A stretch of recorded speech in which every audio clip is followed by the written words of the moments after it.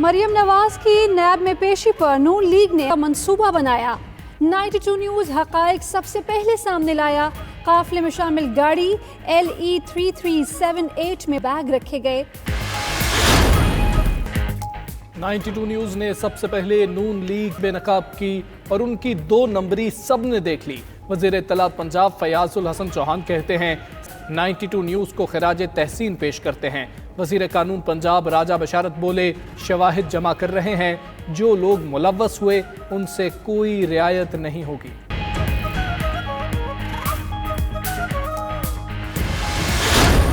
مریم نواز کا کہنا ہے عمران خان کو پہلے آنے کا شوق تھا، اب جانے کا خوف ہے۔ حکومت ہر محاذ پر ناکام ہو چکی، شاہراہ کا نام بدلنے اور 2 منٹ کی خاموشی سے نہیں ملے گا۔ ادھر نواز شریف کا مریم نواز کو ٹیلی فون خیریت دریافت کی۔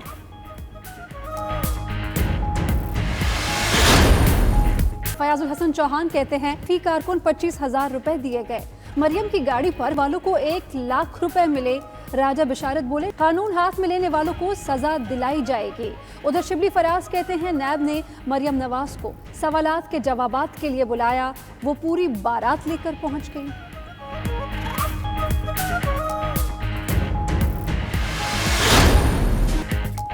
سپریم کورٹ نے CEO کے الیکٹرک کا نام ECL میں ڈالنے کا حکم دے دیا کہ الیکٹرک کا مکمل آڈٹ کرانے مقدمات میں CEO کا نام ڈالنے کا حکم۔ شہر میں 1 منٹ کی بھی لوڈ شیڈنگ نہیں ہونی چاہیے۔ کیس کی سماعت میں چیف جسٹس کے ریمارکس۔ ادھر بل بورڈ گرنے کے واقعے میں ملوث ملزم عدالت میں پیش۔ چیف جسٹس نے کہا بل بورڈز کا پورا سٹرکچر ہٹایا جائے۔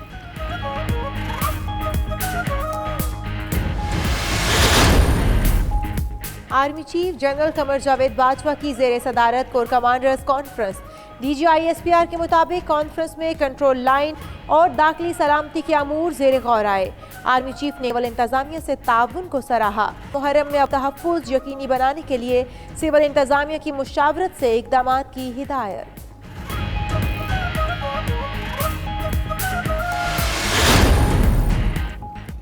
وزیر اعظم عمران خان سے وزیر اعلیٰ پنجاب سردار عثمان بزدار نے ملاقات کی۔ ملاقات میں صوبے سے متعلقہ امور پر تبادلہ خیال کیا گیا۔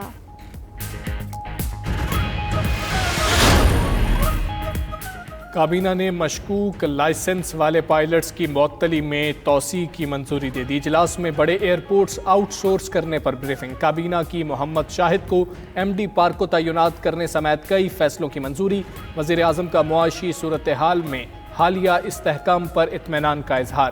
شبلی فراز کہتے ہیں حکومت کے 2 سال مکمل ہونے پر مشیر خزانہ نے اقتصادی صورتحال پر بریفنگ دی۔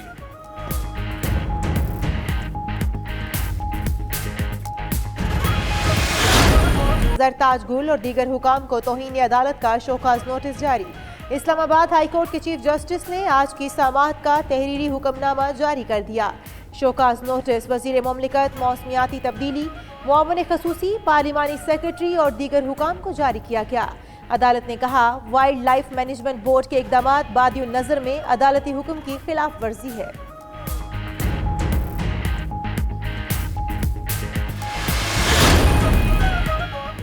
حکومت کا سمارٹ لاک ڈاؤن سے مائکرو لاک ڈاؤن پر جانے کا اعلان۔ چیئرمین NCOC اسد عمر کا کہنا ہے کرونا کیسز میں کمی پر فتح کا اعلان نہیں کر رہے، اگلی حکمت عملی کے تحت مائکرو لاک ڈاؤن کی طرف جا رہے ہیں۔ علاقوں کے بجائے مخصوص عمارات یا جگہ کا لاک ڈاؤن ہوگا۔ ختم ہوا پشاور والوں کا انتظار۔ BRT کی بس سے چلنے کو تیار۔ پشاور بس ریپڈ ٹرانزٹ منصوبے کا باقاعدہ افتتاح 13 اگست کو ہوگا۔ وزیر اعلیٰ محمود خان کے مطابق افتتاح کے لیے وزیر اعظم کو دعوت دے دی گئی۔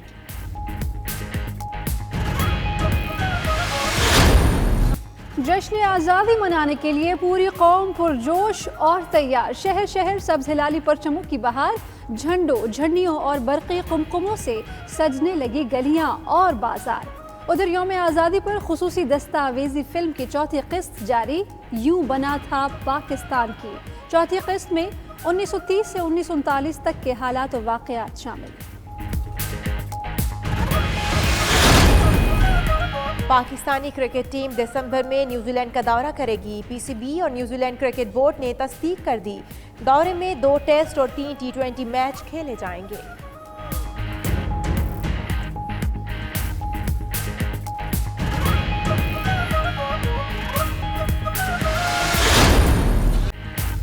اور صوفی بزرگ حضرت عبداللہ شاہ غازی رحمۃ اللہ علیہ کے 1290ویں عرس کی تقریبات جاری۔ کراچی میں مزار مبارک پر حاضری کے لیے ملک بھر سے زائرین کی آمد کا سلسلہ جاری۔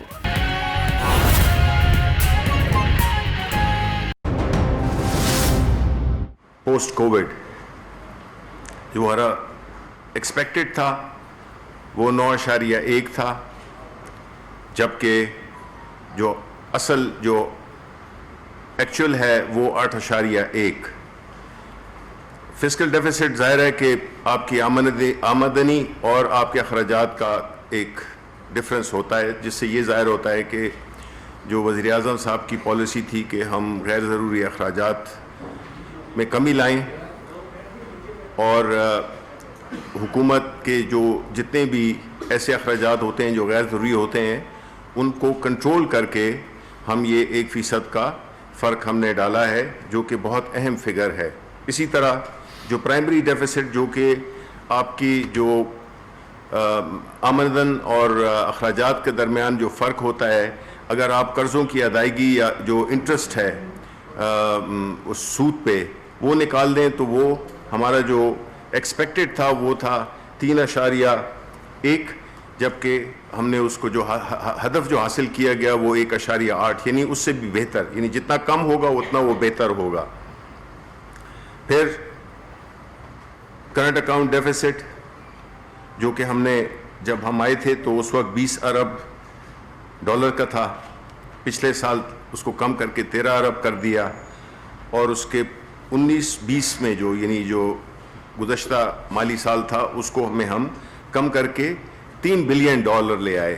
اب یہ جو ہے یہ بڑا ایک امپورٹنٹ اہم فگر ہوتا ہے، کیونکہ یہ آپ کی جو امپورٹس ہوتی ہیں، آپ کی جو ایکسپورٹس ہوتی ہیں، اس کا ظاہر ہے جب آپ امپورٹ کریں گے تو اس کے لیے ڈالر چاہیے ہوتے ہیں، اور اگر آپ کے پاس اتنے ڈالر نہیں ہیں تو ظاہر ہے وہ پھر بوروئنگ کرنی پڑتی ہے اور آپ کی کرنسی پہ بھی بہت پریشر پڑتا ہے، تو اس کو ہم نے کم کر دیا۔ اس کی وجہ ترسیلات کی زیادہ ہونا بھی شامل ہے، اس کی وجہ اس میں جو ہمارے اسٹیٹ بینک کے ریزروز ہیں وہ بھی شامل ہیں، ہماری ایکسپورٹس بھی بڑھی، تو اس کی وجہ سے جو ہمارا جو کرنٹ اکاؤنٹ ڈیفیسٹ ہے وہ بڑے مینیجیبل آ گیا ہے۔ مطلب ہے کہ وہ اب اتنا بڑا اماؤنٹ نہیں ہے کہ ہم اس کے میں مسلسل پریشان رہیں کہ یہ ڈالرز ہم نے کہاں سے پیدا کرنے ہیں، جس کی وجہ سے اگین جس طرح میں نے کہا کہ کرنسی پہ پریشر آتا ہے۔ اس کے بعد جو اسٹیٹ بینک کے جو ریزروز ہیں وہ $8.5 ارب تھے، اب وہ الحمدللہ $12.5 ارب ہو گئے ہیں۔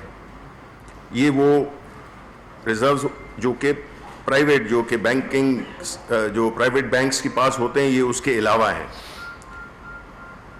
پھر میجر اکنامک سٹیمولس جو ہم نے دیا تھا کووڈ میں 1.2 کھرب روپے کا، اس میں بجلی پہ ہم نے سبسڈی دی، گیس پہ جو ٹیوب ویلز تھے ان پہ ان کی جو بجلی تھی، قرضہ جات جو تھے جن لوگوں نے قرضے لیے ہوئے تھے ان کی ادائیگی میں ان کو ایک فیسلٹی دی گئی۔ اسی طرح فرٹیلائزر، اس کے علاوہ جو ہمارا جو بنیادی جو احساس پروگرام تھا کیش کے تھرو، ہم وہ کوئی 1.5 کروڑ لوگوں تک ہم نے وہ پیسے پہنچائے بڑے شفاف طریقے سے، بڑے منظم طریقے سے۔ اسی طرح یوٹیلیٹی سٹورز میں بھی ہم نے جو بیکاز مقصد یہ تھا کہ جتنے بھی غریب لوگ ہیں ان کو کم از کم قیمت پہ اشیاء جو ضروری اشیاء ہوتی ہیں وہ مہیا کی جائیں۔